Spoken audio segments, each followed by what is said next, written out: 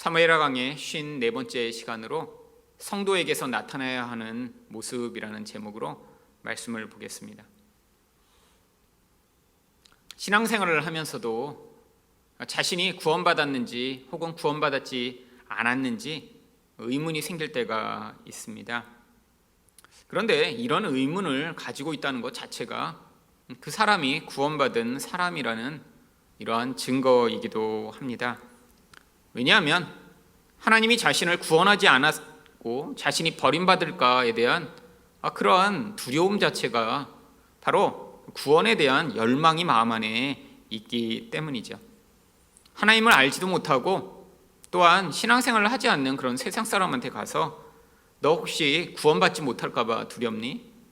아니면 하나님이 너를 구원하지 않고 버리실까 봐 두렵니? 라고 물어보면 아마 아주 의아하게 여길 것입니다. 왜냐하면 세상 사람들은 하나님이 자신을 구원하신다라는 개념조차 전혀 없고 그거에 대한 열망이 없기 때문이죠. 그런데 우리가 구원을 받았다고 해도 이 구원이 이 땅의 인생을 통해 완성되어가는 것이기 때문에 우리 안에 이 구원에 대한 확신이 처음부터 견고하게 자리 잡지는 않습니다. 인생에서 시험이 찾아오고 고난이 닥치면 내가 정말 구원받았는가? 정말 하나님은 살아계신가?에 대한 그런 의심과 그런 의혹이 싹트기 마련이죠. 우리뿐만이 아닙니다. 다윗 또한 자주 그가 고난을 겪을 때 하나님이 자신을 버리시거나 혹은 구원하시지 않았으면 어떻게 하나라는 그런 두려움에 사로잡히곤 했습니다. 대표적인 부분이 바로 시편 28편 1절입니다. 여호와여 내가 주께 부르짖으오니 나의 반석이여 내게 귀를 막지 마소서. 주께서 내게 잠잠하시면 내가 무덤에 내려가는 자와 같을까 하나이다. 하나님이 구원하셨다면 도대체 왜 이런 일이 벌어질까? 하나님이 정말 내 기도에 응답은 하고 계신 것일까? 아니 하나님이 내게 응답하시지 않으면 나는 죽은 자와 같은 건데 왜 도대체 이렇게 침묵하시는 것일까? 우리 인생 가운데도 이런 기도, 이런 반응, 이런 고민을 할 때가 반드시 있죠. 그런데 인생의 이런 과정들을 지나 정말 믿음이 성장하며 이제는 그런 상황이 아니라 우리 본질 안에서 하나님의 구원을 확신하게 되었을 때 그때 바로 다윗이 이 사무엘하 22장에 나온 이 시를 쓴 것입니다. 이곳에서 그래서 그 하나님의 구원의 확신을 노래하고 하나님이 어떠신 분인가를 찬양하죠. 그런데 오늘 우리가 선택한 이 22장 21절부터 29절에 보시면 약간 의아한 부분이 있습니다. 하나님이 자신을 마치 그가 의롭고 완전하고 겸손하기 때문에 구원하셨다라고 이야기하는 것과 같은 내용이 나오기 때문이죠. 다윗이 정말 그렇게 완전한 사람이었나요? 다윗이 정말 그렇게 하나님이 구원하실 만한 그런 자격이 있는 사람이라 하나님이 구원하신 것일까요? 아닙니다. 다윗은 자신 안에 있는 이 이중성을 그는 아주 명확하게 인지하고 있었습니다. 자신이 얼마나 큰 죄인인가 그는 잘 알고 있었어요. 그래서 시편 51편 2절과 3절에서 나의 죄악을 맑게 씻으시며 나의 죄를 깨끗이 제하소서. 무릇 나는 내 죄가를 아오니 내 죄가 항상 내 앞에 있나이다. 여러분, 자기 안에 있는 이 죄의 무서움과 그 죄가 얼마나 큰지를 그가 알고 하나님 앞에 하나님의 도우심과 은혜가 아니면은 자신은 살 수 없다라고 고백하고 있는 것입니다. 여러분, 이게 바로 성도의 이중성입니다. 바로 우리 안에 이렇게 죄가 현존해요. 그런데 바로 하나님의 은혜로 말미암아 우리 안에 하나님이 우리 죄를 씻으시며 온전케 하셨다라고 하는 믿음의 반응이 나타나는 것이죠. 그렇다면 구원받은 성도로서 나타내야 할 모습은 무엇인가요? 첫 번째로 말씀에 대한 사모함입니다. 21절 말씀입니다. 여호와께서 내 공의를 따라 상 주시며 내 손의 깨끗함을 따라 갚으셨으니. 이 구절만 읽으면 마치 하나님이 다윗이 공의롭기 때문에 구원하시고 그가 깨끗한 행위만을 했기 때문에 구원하셨다라고 생각하기 쉽습니다. 그런데 이것은 맥락에 따라 읽어야 하는 부분입니다. 바로 다윗이 이렇게 고백한 것은 성경이 객관적으로도 바로 그가 정의롭고 공의롭게 통치했다라고 성경이 평가하고 있기 때문이죠. 사무엘하 8장 15절을 보시면 다윗이 온 이스라엘을 다스려 다윗이 모든 백성에게 정의와 공의를 행할세. 이 다윗의 통치에 대해서 평가하면서 그가 공의롭고 정의롭다라고 성경이 평가합니다. 근데 도대체 정의와 공의가 무엇이길래 다윗이 이렇게 통치했으며 또한 다윗은 스스로 나는 공의롭다라고 이야기를 하고 있는 것일까요? 바로 정의라고 하는 것은 상을 줄 만한 공의 있는 사람에게는 반드시 상을 주고 벌을 받아야 하는 자에게는 반드시 심판하여 벌을 주는 것을 정의라고 합니다. 이것은 성경에만 나오는 개념이 아니에요. 아니, 한국에서도 통치자에게 반드시 요구되던 그런 고대의 그러한 원칙 가운데 하나가 바로 신상필벌이라고 하는 원칙이 있었습니다. 이 신상필벌이 바로 정의라고 하는 뜻이에요. 상을 줄 자에게는 반드시 신실하게 상을 주고 벌을 받아야 할 자는 반드시 벌을 준다. 이게 통치자가 갖춰야 할 아주 중요한 가치였죠. 바로 다윗은 그렇게 행했다라는 것입니다. 사사로운 이익과 감정에 휩싸인 통치가 아니라 바로 아주 객관적으로 상과 벌을 잘 줄 수 있는 그런 사람이요. 그런데 이러한 기준이 있어야 되잖아요. 어떤 기준에 따라 그가 통치했냐면 바로 공의의 기준에 따라 그가 통치했습니다. 공의란 무엇인가요? 바로 통치의 기준이 되는 하나님의 율법에 따른 기준을 공의라고 하죠. 결국 다윗은 하나님의 율법에 따라 그가 다른 사람들을 대했다라고 하는 것이죠. 그런데 이 정의와 공의는 바로 하나님의 성품이기도 합니다. 이사야 5장 16절을 보시면 오직 만군의 여호와는 정의로우심으로 높임을 받으시며 거룩하신 하나님은 공의로우심으로 거룩하다 일컬음을 받으시리니. 우리 하나님의 성품이 바로 공의롭고 정의롭다라고 하는 거죠. 결국 하나님은 자기 감정에 따라 이랬다 저랬다 하시는 분이 아니라 하나님이 세우신 그 정확한 공의의 원칙에 따라 바로 모든 사람에게 공평하게 정의롭게 반응하시는 그런 분이라고 하는 것이죠. 다윗이 바로 이 하나님의 성품대로 사람들에게 반응한 것입니다. 그런데 우리는 정의와 공의라고 생각하면 아주 무서운 어떤 심판의 기준만을 가지고 사람을 평가하고 심판한다고 생각하지만 이 공의라고 하는 이 공의의 원칙이 되는 하나님의 율법은 바로 사랑이라고 하는 기본 원리를 가지고 있는 것입니다. 이 사랑이라는 기반에 따라 그 사랑의 기반에 의해 사랑을 파괴하고 사람들을 해하는 자를 벌주는 그 심판이요. 또한 온전한 사랑과 그런 다른 사람을 온전케 하는 그런 자에 대한 그런 상이요. 이게 바로 하나님의 성품의 본질이죠. 그런데 어떻게 이 다윗이 이렇게 하나님의 성품에 따라 자신에게 주어진 이런 통치를 할 수 있었나요? 그 이유가 바로 22절과 23절이 나옵니다. 이는 왜냐하면 내가 이렇게 공의롭게 이렇게 하나님의 성품을 따라 다른 사람에게 반응할 수 있었던 이유가 내가 여호와의 도를 지키고 악을 행함으로 내 하나님을 떠나지 아니하였으며 그의 모든 법도를 내 앞에 두고 그의 규례를 버리지 아니하였음이로다. 하나님의 말씀에 따라 그가 반응하고 살아갔더니 이런 결과가 나왔다라는 거예요. 특별히 22절에서 하나님의 법을 따랐더니 어떤 결과가 나타났나요? 악을 멀리하게 됐어요. 그리고 결국 하나님과 가까이 하게 됐다라고 하는 것입니다. 결국 하나님의 말씀을 가까이 하는 것은 우리로 하여금 우리를 지배하고 영향 미치는 모든 악을 떠나 하나님과 가깝게 만들어 그 하나님의 성품의 영향을 받아 우리 인생으로부터 말미암아도 하나님의 성품대로 다른 사람에게 반응할 수 있는 그러한 모습을 나타낼 수 있다라고 하는 것이죠. 여러분, 결국 구원받은 성도라면 이렇게 하나님의 성품이 그 본질 안에 나타나야 합니다. 구원받았다는 게 뭐죠? 바로 죄악이라고 하는 자기 중심적 욕망과 두려움에서 벗어나 이제 하나님의 사랑의 법에 따라 살아갈 수 있는 사람이 된 것인데, 이게 무엇으로 가능한 것입니까?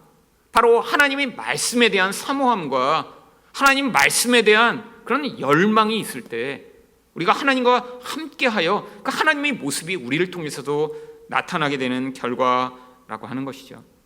여러분, 결국 구원받은 성도라면 그 본질 안에서 하나님의 모습이 나타나야 합니다. 바로 구원의 목적 자체가 우리가 예수 그리스도와 같은 모습으로 되는 것이며, 결국 그 과정 가운데 우리를 통해서도 그 하나님의 모습, 예수님의 모습이 투영돼 나타나야 하는데, 그 유일한 방법이 바로 하나님의 말씀에 대한 사모함이라고 하는 것이죠. 여러분, 기독교는 말씀의 종교입니다. 기독교는 기적의 종교나 행위의 종교가 아니에요. 말씀이 우리를 지배하고 말씀이 우리를 다스리고 말씀을 통해 우리 죄가 드러나며 그 안에서 성령이 역사하실 때 이런 나약하고 이런 불의하고 자기밖에 모르는 존재를 통해 하나님이 그 존재를 통해 하나님의 영향력과 모습을 세상에 드러내시는, 바로 말씀이 만들어내는 결과가 이 기독교의 본질인 것입니다.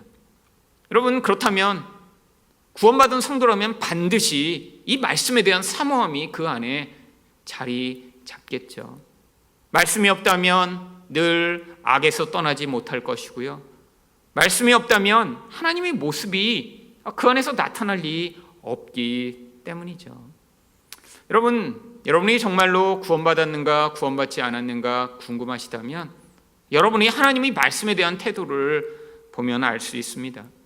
하나님의 말씀을 듣고 싶지도 않고 말씀을 가까이 하고 싶지도 않으며 말씀을 더 알고 싶지도 않은 채로 그냥 옆 사람이 귀찮게 하니까 교회에 다니고 예배를 드리고, 여러분 그렇게 지난 몇십 년을 살고 계셨으며 그 과정 가운데서 한 번도 하나님 말씀이 진짜구나, 이 말씀이 정말로 나로 하여금 살아있게 만드는 유일한 능력이구나라는 사실을 경험하지 못하셨다면 여러분은 정말로 구원받았는지를 고민해야 하는 심각한 상황 가운데 있는 것입니다.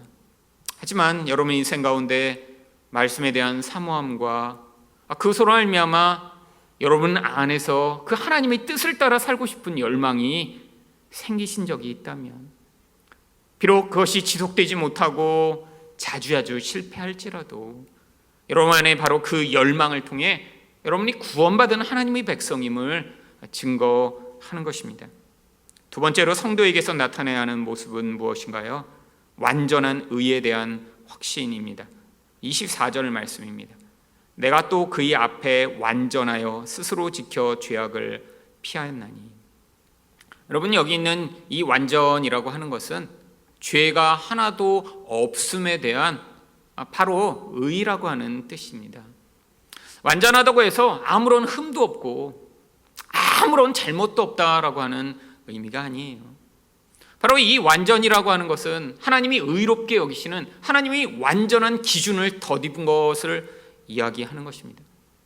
여러분, 하나님은 인간이 가지고 있는 어떤 기준에 따라 평가하시지 않습니다.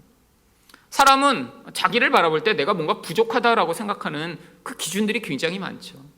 나는 내 얼굴을 보면 정말 아름답다라고 하는 어떤 기준에 의해 나는 이게 부족해. 나의 학력과 나의 지능을 보면 아주 똑똑하고 잘난 사람에게 비해 나는 이게 부족해. 나의 경제적 능력을 보면 부자라고 하는 어떤 기준에 따라 나를 평가할 때 나는 부족해 라고, 이 세상에서 평가하는 다양한 평가의 기준들을 놓은 다음에 거기서 자신을 부족하고 온전하지 못하다라고 생각을 하죠.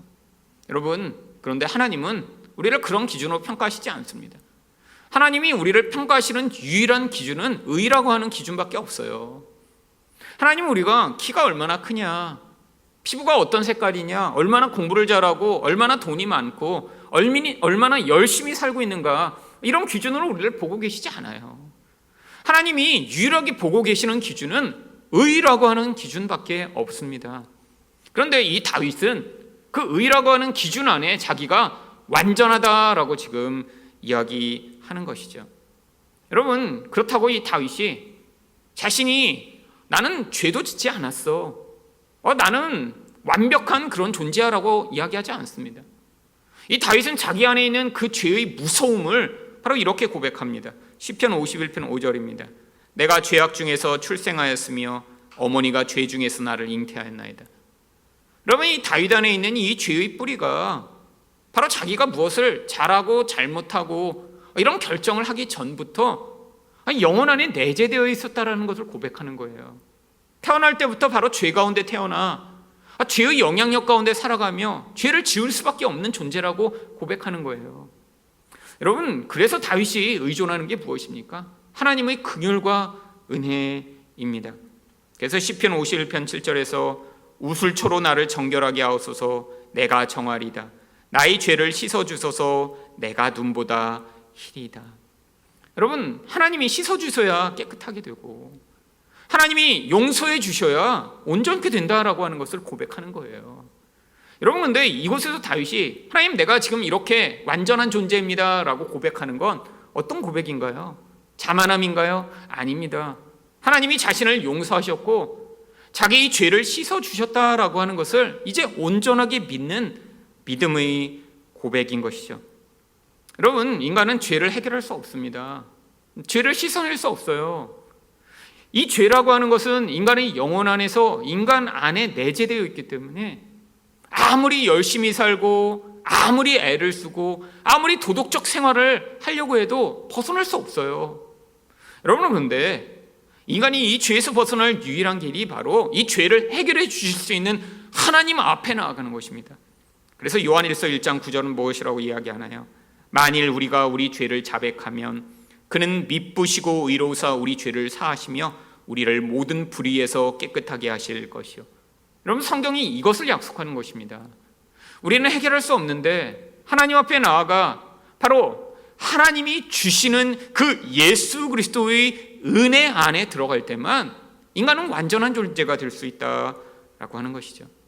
여러분, 그런데 이렇게 우리가 완전한 존재가 된다고 했을 때 우리 자체가 변화돼서, 아니 이전에는 이렇게 별로 쓸모없고 죄악 가운데 있다가 갑자기 존재 자체가 변화돼서 새로운 존재가 되는 것이 아닙니다. 하나님이 사용하시는 방법은 우리라고 하는 현존 안에 있는 이 죄악 덩어리 같은 본질을 그대로 두시고 우리 안에 완전히 새로운 존재를 덧입혀 주시는 거예요. 바로 그것을 그래서 성경은 그리스도 안에서라고 이야기를 합니다. 골로새 1장 28절을 보시면 우리가 그를 전파하여 각 사람을 권하고 모든 지혜로 각 사람을 가르침은 각 사람을 그리스도 안에서 완전한 자로 세우려 함이니. 여러분, 우리 자체가 점점 시간이 지나면 나아지고 나중에 그래서 죽을 때가 되면 한 사람이 이런 완전한 존재가 되는 게 아니에요. 바로 우리 안에 이 죄악의 영향력과 이 죄악의 근원이 되는 옛사람이 그대로 존재하는데 이 옛사람이 그 안에 존재함에도 불구하고 하나님이 그것을 덮어 그리스도 안에서 새 사람으로 인정해 주셔서 바로 옛사람은 점점 힘을 잃어버리고 새 사람이 점점 강성해 가며 한 사람의 이 이중적 영향력을 가지고 살아가지만 결국 예수 그리스도의 그 완전함이 승리하게 될 그 약속을 우리 안에 주신 것이죠. 여러분, 그래서 그리스도 안에서 완전한 것입니다. 여러분, 이거는 믿음으로만 우리가 받아들일 수 있어요. 여러분, 그리스도 안에서 우리가 이렇게 의로운 자가 되었다라는 것, 믿음이 아니면 우리가 이것들을 받아들일 수 없습니다. 우리 삶에서 우리가 자주 경험하는 건 무엇인가요? 우리 바로 죄성입니다. 여러분, 다른 사람을 말로 깎아내고 비난하고 소문을 퍼뜨리고 미워하고 판단하고 정죄하고 시기하고 질투하고 분노하는 우리 이 본질이요. 여러분, 교회 오래 다니셨더니 정말 그런 마음이 하나도 없는, 그런 정말 온전한 존재가 점점 돼가고 계신가요? 아니요. 여러분, 기도 많이 하고 교회 더 많이 다니며 말씀을 더 듣고 여러분 본질이 무엇인가 더 아주 자세하게 바라보게 되면 우리 영혼 안에는 선한 것이 하나도 없다라는 것들을 발견하게 됩니다. 자기 자신을 정직하게 보지 못하면 그냥 괜찮은 사람인 것이라고 착각하고 사는데, 하나님의 말씀의 강력한 그런 기준을 가지고 우리 자신을 살펴보면 그냥 죄악 덩어리예요. 끊임없는 하나님 외에 다른 것들을 의존하는 우상 숭배자에 불과한 것이죠. 여러분, 그런데 바로 그런 존재임에도 불구하고 하나님이 우리를 새로운 자라고 인정해 주셨다라는 이것, 믿음이 필요합니다. 다윗처럼 이런 죄를 저지르고도 스스로 저는 완전하여 깨끗한 자입니다 라고 고백할 수 있는, 하나님이 이렇게 완성하실 것을 저는 믿습니다라고 하는 그 고백, 여러분, 이게 왜 필요한 줄 아세요? 인간은 자기가 불완전하고 자기 안에 문제가 있기 때문에 이런 하나님이 주시는 확신으로 말미암아 우리 안에서 이러한 온전한 자존감을 회복하지 못하면 자기 안에 있는 이 일그러지고 삐뚤어지고 음흉하고 더러운 모습을 감추기 위해 굉장히 아주 교묘하고 악랄한 방법을 통해 자기 존재를 과장하고 자기 존재를 감추려고 합니다. 바로 우리도 다 알고 있는 톨스토이가 대표적인 사람이죠. 여러분, 톨스토이는 아주 방탕한 인생을 살았습니다. 부모님이 돌아가시며 엄청난 재산을 물려줬어요. 원래 귀족의 가문입니다. 젊어서부터 돈이 너무 많고 엄청나게 왕성한 체력을 타고났더니, 또한 이렇게 글재주로 말미암아 젊어서부터 많은 사람들에게 추앙을 받는 그런 인생이 되었더니, 정말 자신이 왕이 된 것처럼 정말 악을 행하는 인생을 살았죠. 주변에 눈에 보이는 모든 여자들을 다 강간하고 간음하고. 여러분, 그러다가 이 톨스토이가 한 50쯤 되었을 때 그가 죽음에 대한 공포에 사로잡힙니다. 영적 체험을 한 것이죠, 어떻게 보면요. 그랬더니 이 톨스토이가 갑자기 인생이 180도로 변하기 시작합니다. 엄청난 도덕주의자가 돼요. 그 인생 안에 있는 자기의 그 본질을 감추고 인생 가운데 나는 심지어 이제는 고기도 먹지 않겠다. 나는 평화만을 위해 살겠다. 나는 하나님만을 위해 살겠다라고 하며 엄청난 도덕주의자가 되어 다른 사람에게도 그 도덕을 강요하기 시작합니다. 근데 문제는 자기에는 이 죄성이 사라지지가 않은 거예요. 끊임없이 도덕주의적 삶을 추구한다고 살아가지만 여전히 주변의 여자들이 보이면 여자들을 탐하고 간음하고 강간하는 인생을 살다 보니까 이 자기 안에 있는 이중성을 자기가 못 견디겠는 거예요. 결국 그를 통해 계속해서 사람들에게는 더 도덕적인 삶을 살아, 더 깨끗한 삶을 살아, 평화만을 추구하는 삶을 살아라고 이야기를 했지만 자기에는 그 갈등과 고민들을 그는 해결하지 못한 채 그 고민 가운데 결국 나이가 들고 말았습니다. 여러분, 이게 많은 사람들이 행하는 모습이에요. 하나님이 우리를 이런 본질에도 불구하고 용납하시고 결국 의롭게 만드신다는 그 확신 안에 거하지 못하면 자기의 그런 부끄럽고 연약한 모습을 볼 때마다 외적으로는 더 깨끗한 척, 더 도덕적인 척, 다른 사람에게도 더 도덕적 가치를 추구하며 열심히 살려고 요구하는 그런 인생으로 살아가게 되어 있죠. 여러분, 우리는 다 똑같은 존재입니다. 태어날 때부터 욕망과 두려움에 매여 살아가 다양한 방식으로 끊임없이 우상 숭배하며 살아가는 저나 여러분이나 하나도 다를 것이 없는 존재죠. 하지만 은혜를 받은 자는 어떤 변화가 있나요? 그것을 감추기 위해 몸부림치지 않습니다. 나의 본질을 하나님 앞에서 인정하고 그리고 그 은혜로만 내 존재가 온전케 될 수 있음을 믿으며 결국 하나님이 이런 연약함에도 불구하고 온전함을 그리스도 안에서 이루실 그 약속을 믿으며 담대하게 걸어가게 되는 것이죠. 여러분, 이렇게 하나님 안에서 확신을 가지고 있을 때만 어떠한 확신 가운데 살아갈 수 있나요? 25절입니다. 그러므로 여호와께서 내 의대로 그의 눈앞에서 내 깨끗한 대로 내게 갚으셨도다. 여러분, 이게 인생에서 우리에게 꼭 필요한 확신이에요. 여러분, 만약에 우리가 지금 행하고 있는 우리 죄대로 하나님이 갚으시면 우리는 어떻게 되나요? 죽을 수밖에 없는 죄인입니다. 여러분, 교회 오래 다니고 목사가 되고 장로가 되고 권사가 되면 그러면 죄가 하나도 없는 그냥 정말 그 인생의 본질대로 하나님이 갚으셔도 그래도 정말 의로운 결과만이 나타나는 그런 존재가 되나요? 아니요. 여러분, 나이가 들어도 우리 안에 있는 이 우상 숭배적 기질을 벗어날 수 없고요. 나이가 들어도 여전히 다른 사람을 온전히 사랑하지 못하고 자기 욕망을 취하며 자기의 본질을 과장하고 높이고 싶은 이 자만과 교만에서 벗어나기 어려운 것이 우리 본질이죠. 여러분, 하지만 하나님이 우리를 우리의 모습대로 갚아주시지 않고 하나님이 우리에게 덧입혀 주신 예수 그리스도의 의에 따라 우리에게 반응하실 것을 우리가 믿어야 이 심판에 대한 두려움에서 벗어날 수 있습니다. 결국 26절과 27절 상반절에서 자비한 자에게는 주의 자비하심을 나타내시며 완전한 자에게는 주의 완전하심을 보이시며 깨끗한 자에게는 주의 깨끗하심을 보이시며. 여러분, 우리 안에서 이런 자비, 완전함, 깨끗함이 나타나지 않아도 예수 그리스도로 말미암아 문득문득 나타나는 이런 모습을 마치 우리 것으로 인정해 주시며 결국 어떻게 하신다는 거예요?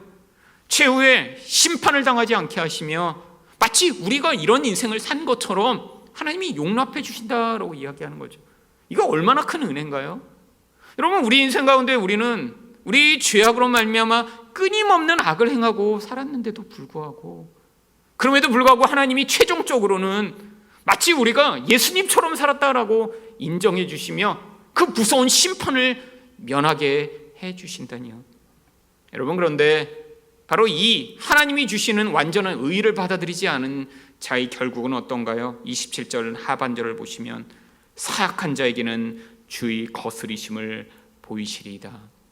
여러분, 결국 하나님의 은혜, 그 완전한 의의를 받아들이지 않고 내 의의를 쌓으며 내가 이 정도로 선을 행했으니까, 내가 그래도 이렇게 열심을 냈으니까, 내가 이 정도로 완전한 인생을 살았으니까 라고 하는 자에게는 바로 이 아무것도 아닌 거짓 의의를 하나님이 다 파괴하시며 마지막 심판으로 우리 하나님이 얼마나 완전한 자이신가를 보이실 것이다 라고 하는 것입니다.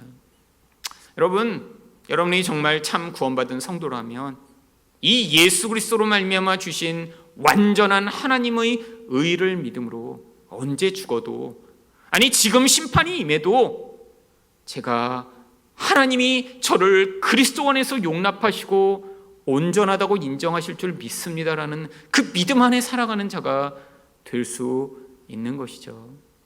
여러분, 정말 그 확신이 있으신가요?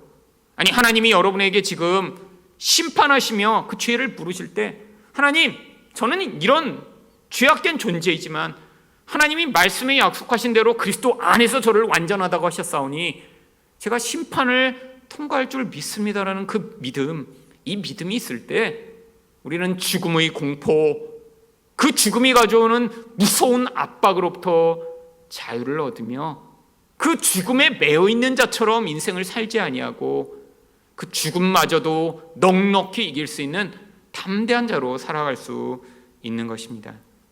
마지막으로 성도에게서 나타나야 하는 모습은 무엇인가요? 하나님만을 겸손하게 의존하는 태도입니다. 28절 상반절 말씀을 보시면 주께서 곤고한 백성은 구원하시고, 다윗은 자신이 곤고하기 때문에 하나님이 그를 구원하셨다라고 이야기하는 것이죠. 이 곤고가 무엇인가요? 히브리어 아니를 번역한 이 단어는 가난한, 결핍된, 아무것도 없는 이라고 하는 뜻입니다. 결국 다른 것들을 의존할 수 있는 대상이 아무것도 없어서 너무나 결핍되고 가난해서 하나님만을 의존하는 그런 겸손한 상태를 의미하는 것이죠. 그래서 마태복음 5장 3절은 이렇게 이야기합니다. 심령이 가난한 자는 복이 있나니 천국이 그들의 것이며. 여러분, 우리 마음의 중심 안에 정말 하나님 한 분밖에 없습니다. 제가 다른 것으로는 살 수 없습니다. 하나님이 도와주지 않으면 저는 죽은 자와 같습니다 라는 이런 태도, 바로 이게 천국을 맛보게 하는, 하나님의 통치를 경험하게 하는, 하나님의 백성이 되게 만드는 조건이라고 하는 것이죠. 여러분이 하나님의 백성이라면 그래서 인생에서 반드시 하나님 한 분밖에 저를 구원하실 분이 없습니다라는 그런 반응을 하게 되어 있다라고 하는 것입니다. 여러분이 근데 하나님이 참 구원받은 백성이 아니라면 한 번도 이런 고백, 이런 반응을 경험해 보신 적이 없겠죠. 내가 이렇게 열심히 했으니까 이 모든 건 다 내 거야. 내가 이렇게 모든 것을 이루었으니까 이것은 아무도 빼앗아가지 못할 것이며, 나의 능력과 나의 재산과 나의 힘으로 말미암아 내 미래 또한 내가 만들어낼 거야 라고 생각하는 그런 사람이라면, 이런 사람은 바로 성경이 이야기하는 이런 구원받은 백성이 아니라고 하는 것입니다. 여러분, 하나님이 왜 이런 곤고하고 이런 낮아진 마음을 가진 사람을 구원하시나요? 시편 51편 17절을 보시면, 하나님께서 구하시는 제사는 상한 심령이라 하나님이여 상하고 통회하는 마음을 주께서 멸시하지 아니하시리이다. 여러분, 바로 하나님이 우리가 이렇게 하나님 앞에서 깨어진 마음, 하나님 외에는 우리를 구원할 분이 아무것도 없다라고 고백하는 이 마음을 바로 제사처럼 받아주신다라고 하는 거예요. 하나님 앞에 우리가 무슨 좋은 걸 가지고 가면 하나님이 이렇게 헌금을 많이 했네, 아니 이렇게 열심을 부렸네, 그러니까 너는 내가 용납할 만해 라고 이야기하시는 게 아니라, 바로 하나님, 나에게는 아무것도 의존할 것이 없습니다. 오직 하나님만이 나의 구원이 되시며 하나님만이 나를 도우실 수 있습니다 라고 고백하며 나아가는 이 상한 마음을 하나님이 기뻐하신다라고 하는 것이죠. 결국 마지막에 어떻게 결론이 나나요? 28절 하반절을 보시면, 교만한 자를 살피사 낮추시리이다. 하나님 외에 다른 것들을 의존하는 모든 의존의 대상은 결국 하나님이 구원의 자리에 설 수 없는 것입니다. 여러분, 다윗이 고백하는 게 뭔가요? 결국 인생 가운데 이렇게 내가 잘나서, 이렇게 내가 완전하니까 하나님이 나를 구원하셨어 라고 고백하는 게 아니에요. 나는 이렇게 죄인인데 불구하고 하나님이 나를 이렇게 말씀을 붙들며 하나님을 따랐더니 내게 하나님의 성품을 주셔서 이렇게 맡겨주신 일들을 감당할 수 있는 그 은혜를 주셨다라고 고백하는 거죠. 바로 우리 또한 참 성도라면 하나님 말씀에 대한 사모함으로 말미암아 우리 안에서 다른 사람에게 하나님의 성품으로 반응할 수 있는 모습들이 나타나는 이것을 하나님이 바로 의롭다라고 여겨주신다라고 하는 것이죠. 또한 다윗은 뭐라고 고백합니까? 내가 완전합니다. 어떻게 해요? 죄인임에도 불구하고 하나님이 그를 용서하셨다라고 하는 그 확신 가운데, 하나님 나를 이제 완전하게 여겨주시는군요 라는 그 담대함을 가진 것처럼 우리 또한 하나님, 제가 죄인인데 예수 그리스도 안에서 나를 완전하게 여기시는 그 하나님의 은혜를 받아들이길 원합니다 고백할 때, 하나님은 우리를 완전한 자로 여기시며 결국 그 무서운 심판을 피하게 해 주신다라고 하는 것이죠. 또한 우리가 하나님밖에 의존할 수밖에 없어 울며 상한 마음으로 하나님을 붙들고 그 앞에 나아갈 때, 하나님은 우리를 겸손하게 여기셔서 바로 이 모든 죄와 어둠으로부터 우리를 구원해 주신다라고 하는 것입니다. 그래서 마지막으로 29절에서 다시 뭐라고 고백하나요? 여호와여, 주는 나의 등불이시니 여호와께서 나의 어둠을 밝히시리다. 자기가 어둠이래요. 아니, 자기 존재뿐 아니라 자기를 둘러싸고 있는 모든 것이 다 어둠이래요. 여러분, 그런데 어떤 일이 벌어지나요? 하나님이 빛이십니다. 하나님이 구원이세요. 내가 잘나서 내가 빛나는 존재가 되는 것이 아니라 하나님의 은혜가 우리를 빛나게 만들며 이 어둠으로부터 벗어나게 만드는 유일한 구원의 수단이라고 하는 것이죠. 여러분이 참 구원받은 성도라면 다윗처럼 말씀에 대한 사모함, 하나님이 주시는 이 의의 완전함에 대한 확신, 하나님만을 의존함으로 말미암아 그를 겸손하게 믿는 믿음이 여러분의 인생 가운데 나타나야 할 것입니다. 바로 이런 은혜를 누리시는 여러분 되시기를 예수 그리스도의 이름으로 축원드립니다.